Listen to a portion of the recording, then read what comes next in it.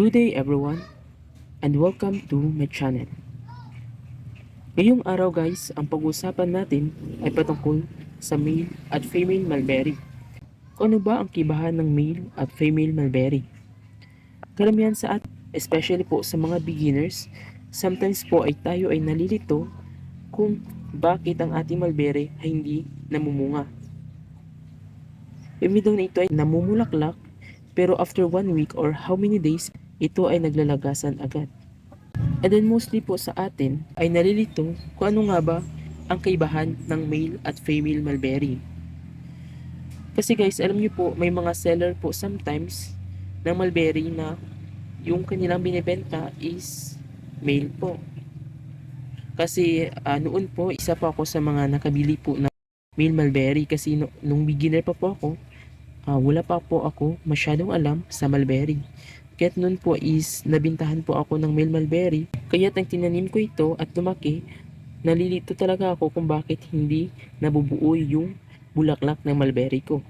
Although na meron siyang bulaklak, pero after 1 week ito ay hindi na nabubuo dahil ito ay naglalagasan na. So ngayon guys, kung gusto niyo pong malaman kung ano ang kaibahan ng male at female mulberry, ay tapusin niyo po itong video na ito.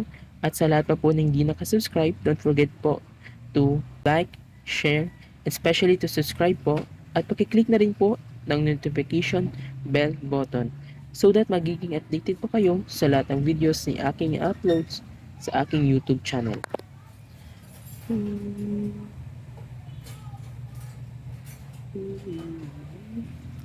Ngayon guys, ay mapapansin natin na mayroon tayong dalawang sample dito na mulberry.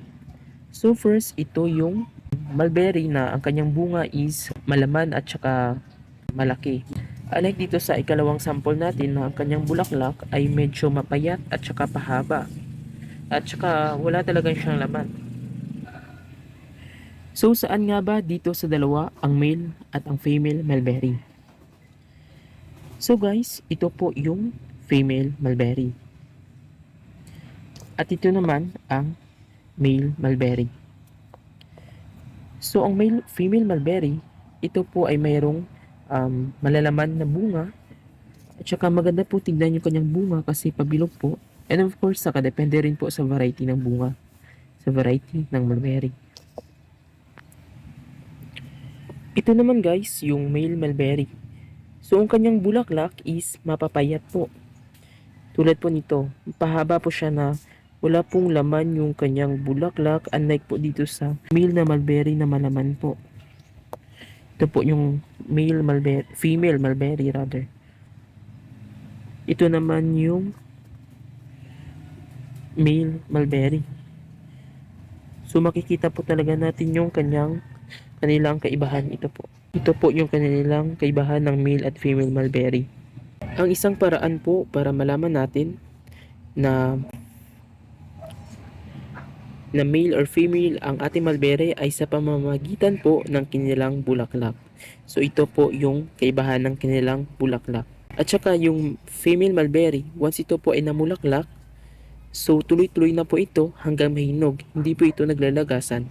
Unlike sa male mulberry na after po 1 week mag-bloom, ito po ay naglalagasan at wala na pong may natitira na bulaklak. So yun po yung kaibahan ng male at saka ng female mulberry. Flex ko lang po guys itong aking mulberry na Indian Ivory. Ito po. Marami po siyang bulaklak. Yan po yung kanyang cuttings. Marami na pong mga bulaklak yung naglalabasan. So kung may mga katanungan pa po kayo guys, just comment below lang po. Sasagutin ko po yan sa abot ng aking makakaya. And please don't forget to like, share, and subscribe po sa aking YouTube channel. Maraming salamat po sa inyong lahat at God bless po.